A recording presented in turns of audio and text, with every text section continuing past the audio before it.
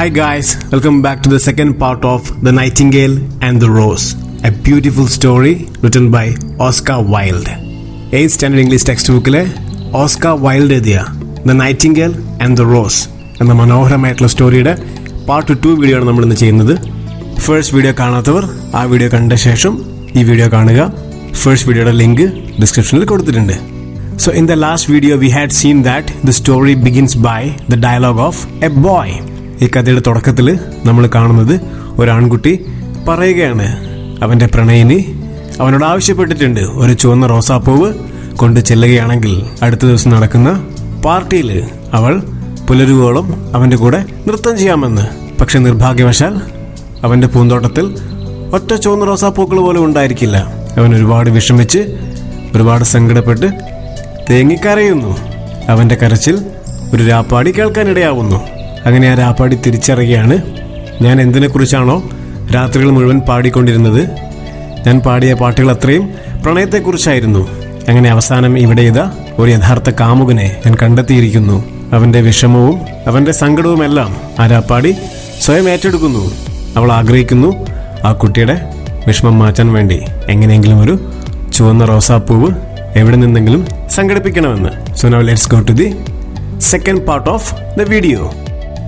In the center of the grass plot was a beautiful rose tree, and when she saw it, she flew over to it. "Give me a red rose," she cried, "and I will sing you my sweetest song." പുല്ല് നിറഞ്ഞ പറമ്പിന് നടുവിലായി മനോഹരമായ ഒരു റോസാച്ചെടി ഉണ്ടായിരുന്നു. രാപ്പാടി ചെടി കണ്ടതും അവിടേക്ക് പറന്നിറങ്ങി. She says to the rose tree, "Give me a red rose, and I will sing you my sweetest song." ആ റോസാച്ചെടിയോട് അവൾ പറയുന്നു, എനിക്കൊരു ചുവന്ന റോസാപ്പൂതാ, പകരം ഞാൻ നിനക്ക് വേണ്ടി എൻ്റെ ഏറ്റവും മധുരമുള്ള പാട്ട് പാടിത്തരാം. But the tree shook its head. "My roses are white," it answered. "But go to my brother who grows round the old sundial, and perhaps he will give you what you want." എന്നാൽ റോസാച്ചെടി നിഷേധാർത്ഥത്തിൽ തലയാട്ടി. എന്നിട്ട് അവൾ പറഞ്ഞു, എൻ്റെ പൂവുകൾ വെളുത്ത നിറമുള്ളവയാണ്. പഴയ സൂര്യഘടികാരത്തിനടുത്തുള്ള എൻ്റെ സഹോദരൻ്റെ അടുത്ത് ചെല്ലുക, ഒരുപക്ഷെ നിനക്ക് വേണ്ടത് അവന് തരാൻ കഴിഞ്ഞേക്കും. So the nightingale flew over to the rose tree that was growing round the old sundial. "Give me a red rose," she cried, "and I will sing you my sweetest song." രാപ്പാടി പറന്ന് പഴയ സൂര്യഘടികാരത്തിനടുത്ത് വളരുന്ന റോസാച്ചെടിയുടെ അരികിലേക്ക് പോയി. എനിക്കൊരു ചുവന്ന റോസാപ്പൂതാ, പകരം ഞാൻ നിനക്ക് എൻ്റെ അതിമനോഹരമായിട്ടുള്ളൊരു പാട്ട് പാടിത്തരാം. But the tree shook its head. "My roses are yellow," it answered, "as yellow as the hair of the mermaiden. But go to my brother who grows beneath the student's window, and perhaps he will give you what you want." എന്നാൽ ഈ റോസാച്ചെടിയും തലയാട്ടി. എൻ്റെ പൂക്കൾ മഞ്ഞ നിറമുള്ളവയാണ്, അത് മറുപടി പറഞ്ഞു. മത്സ്യകന്യകയുടെ മുടിയിഴകൾ പോലെ മഞ്ഞ നിറമാറുന്നത്. എന്നിട്ട് ആ റോസ് പറഞ്ഞു, ആ കുട്ടിയുടെ വീട്ടിലെ ജനലിന് താഴെ വളരുന്ന എൻ്റെ സഹോദരൻ്റെ അരികിലേക്ക് നീ പോവുക, ഒരുപക്ഷെ നിനക്ക് വേണ്ടത് അവന് തരാൻ കഴിഞ്ഞേക്കും. So the nightingale flew over to the rose tree that was growing beneath the student's window. "Give me a red rose," she cried, "and I will sing you my sweetest song." ആ കുട്ടിയുടെ ജനാലയ്ക്കരികിൽ വളരുന്ന റോസാച്ചെടിയുടെ അരികിലേക്ക് രാപ്പാടി പറന്നു ചെല്ലുന്നു. എന്നിട്ട് അവൾ പറഞ്ഞു, എനിക്കൊരു ചുവന്ന റോസാപ്പൂ തരിക, ഞാൻ നിനക്ക് എൻ്റെ ഏറ്റവും മനോഹരമായൊരു പാട്ട് പാടിത്തരാം. But the tree shook its head. "My roses are red," it answered, "as red as the feet of the dove, and redder than the great fans of coral that wave and wave in the ocean cavern. But the wind has chilled my veins, and the frost has nipped my buds, and the storm has broken my branches, and I shall have no roses at all this year." എന്നാൽ റോസാച്ചെടി തലകുലുക്കി. എൻ്റെ പൂക്കൾ ചുവന്നതാണ്, പ്രാവിൻ്റെ പാദങ്ങൾ പോലെ ചുവന്നവ, കടലിനടിയിൽ ഓളം തല്ലുന്ന പവിഴപ്പുറ്റുകളെക്കാൾ ചുവപ്പ് നിറമുള്ളവ. എന്നാൽ മഞ്ഞുകാലം എൻ്റെ ഞരമ്പുകളെ മരവിപ്പിച്ചിരിക്കുന്നു. മഞ്ഞ് എൻ്റെ മുകുളങ്ങൾ നുള്ളിയെടുത്തു, കൊടുങ്കാറ്റ് എൻ്റെ ചില്ലകൾ ഒടിച്ചു കളഞ്ഞു. ഈ വർഷം എന്നിൽ പൂക്കളൊന്നും ഉണ്ടാകില്ല. "One red rose is all I want," cried the nightingale. "Only one red rose. Is there no way by which I can get it?" എനിക്ക് ഒരു പൂവ് മാത്രം മതിയാകും, രാപ്പാടി ഉറക്കെ പറഞ്ഞു. ഒരു ചുവന്ന പൂവ്, അതുമാത്രം. അതെനിക്ക് കിട്ടാൻ ഒരു മാർഗവുമില്ലേ? There is a way, answered the tree. But it is so terrible that I dare not to tell it to you. ഒരു വഴിയുണ്ട്, ചെടി മറുപടി പറഞ്ഞു. പക്ഷേ അതേക്കുറിച്ച് നിന്നോട് പറയാൻ എനിക്ക് വിഷമമുണ്ട്. Tell it to me, said the nightingale. I'm not afraid. എന്നോട് പറഞ്ഞോളൂ, എനിക്ക് പേടിയില്ല, രാപ്പാടി പറഞ്ഞു.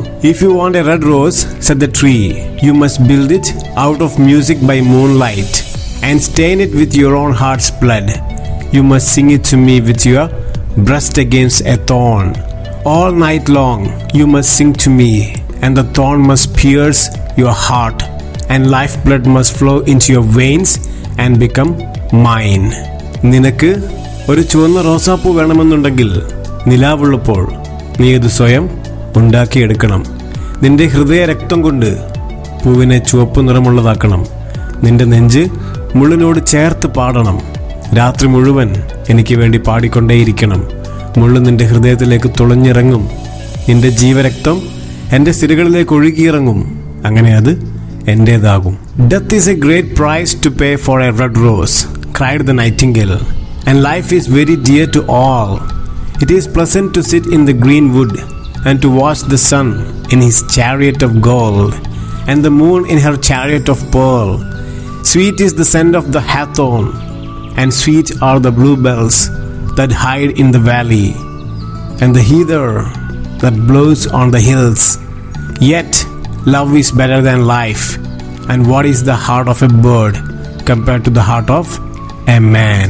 ഒരു ചുവന്ന റോസാപ്പൂവിന് വേണ്ടി മരണത്തെ വരിക്കുന്നത് വലിയ വില നൽകലാണ്, രാപ്പാടി പറഞ്ഞു. ജീവിതം എല്ലാവർക്കും പ്രിയപ്പെട്ടതാണ്. പച്ചമരങ്ങൾക്കിടയിലിരുന്ന് സ്വർണ്ണരഥത്തിലേറുന്ന സൂര്യനെ നോക്കുന്നത് രസകരമായ കാര്യമാണ്. മുത്തുകളുടെ രഥത്തിലേറിയാണ് ചന്ദ്രന്റെ സഞ്ചാരം. ഹാത്തോൺ പുഷ്പങ്ങളുടെ സുഗന്ധം ഹൃദയഹാരിയാണ്. താഴ്വരയിൽ ഒളിച്ചിരിക്കുന്ന നീല ബെൽ പുഷ്പങ്ങളും മനോഹരം തന്നെ. കുന്നിൻ മുകളിൽ വളരുന്ന ഹീത പുഷ്പങ്ങളും സുന്ദരങ്ങളാണ്. സ്നേഹം ജീവിതത്തെക്കാൾ ശ്രേഷ്ഠമാണ്. മനുഷ്യന്റെ ഹൃദയവുമായി താരതമ്യം ചെയ്യുമ്പോൾ ഒരു രാപ്പാടിയുടേത് എത്രയോ നിസ്സാരമാണ്. So she spread her brown wings for flight and soared into the air. She swept over the garden like a shadow, and like a shadow she sailed through the grove. അങ്ങനെ രാപ്പാടി അവളുടെ തവിട്ടു ചിറകുകൾ വിടർത്തി ആകാശത്തിലേക്ക് പറന്നുയർന്നു. ഒരു നിഴൽ പോലെ പൂന്തോട്ടത്തിനും മരങ്ങൾക്കും മേലെ അവൾ പറന്നകന്നു. ആ കൊച്ചുകുട്ടിയുടെ പ്രണയത്തിനും അവൻ്റെ വേദനയ്ക്കും രാപ്പാടി നൽകുന്ന വില എത്രമാത്രമാണെന്ന് നമുക്കിവിടെ രാപ്പാടിയുടെ പ്രവർത്തനങ്ങൾ കാണുമ്പോൾ മനസ്സിലാക്കാം. അത്രയും ആത്മാർത്ഥമായി രാപ്പാടി ആഗ്രഹിക്കുന്നു ആ കുട്ടിക്ക് എങ്ങനെയെങ്കിലും ഏത് വിധേനയെങ്കിലും ഒരു റോസാപ്പൂ നൽകാൻ സാധിക്കണമെന്ന്. കാറ്റിലും മഞ്ഞിലും പെട്ട് തൻ്റെ ചില്ലകൾ ഒടിഞ്ഞു പോവുകയും തനിക്കൊരൊറ്റ റോസാപ്പൂ പോലും ഈ സീസണിൽ ഇനി ഉണ്ടാക്കാൻ സാധിക്കില്ല എന്ന് ചുവന്ന റോസാച്ചെടി അറിയിച്ചിട്ടും തൻ്റെ ജീവൻ പണയപ്പെടുത്തിയായാലും വേണ്ടിയില്ല ആ കുട്ടിക്ക് വേണ്ടി ഒരു ചുവന്ന റോസാപ്പൂ ഏത് വിധേനയും ഉണ്ടാക്കി കൊടുക്കാൻ അത്രമേൽ ആ രാപ്പാടി ആഗ്രഹിക്കുന്നു. ഇത്രയും ഭാഗം എല്ലാവർക്കും വളരെ വ്യക്തമായി മനസ്സിലായെന്ന് പ്രതീക്ഷിക്കുന്നു. ഈ പാഠത്തിൻ്റെ ബാക്കി ഭാഗം പാർട്ട് 3 വീഡിയോയിൽ പഠിക്കുന്നതായിരിക്കും. വീഡിയോ ഇഷ്ടമായെങ്കിൽ ലൈക്ക് ചെയ്യുക. നിങ്ങളുടെ അഭിപ്രായങ്ങൾ തീർച്ചയായിട്ടും കമൻ്റായിട്ട് അറിയിക്കുക. യൂസ്ഫുൾ ആയിട്ടുള്ള വീഡിയോസ് നമ്മുടെ ചാനലിൽ ഒരുപാട് അപ്ലോഡ് ചെയ്യുന്നതായിരിക്കും. അപ്ലോഡ് ചെയ്യുന്ന സമയം തന്നെ നമുക്ക് ആ വീഡിയോസിൻ്റെ നോട്ടിഫിക്കേഷൻ ലഭിക്കാൻ വേണ്ടി ചാനൽ സബ്സ്ക്രൈബ് ചെയ്ത് അതിനടുത്ത് കാണുന്ന ബെല്ലൈക്കൺ എനേബിൾ ചെയ്ത് അതിനകത്ത് ഓൾ പ്രസ് ചെയ്ത് വെച്ചാൽ നിങ്ങൾക്ക് അപ്ലോഡ് ചെയ്യുന്ന വീഡിയോസിൻ്റെ നോട്ടിഫിക്കേഷൻ അതാത് സമയത്ത് ലഭിക്കുന്നതായിരിക്കും. Thank you so much for watching the video. Take care. By.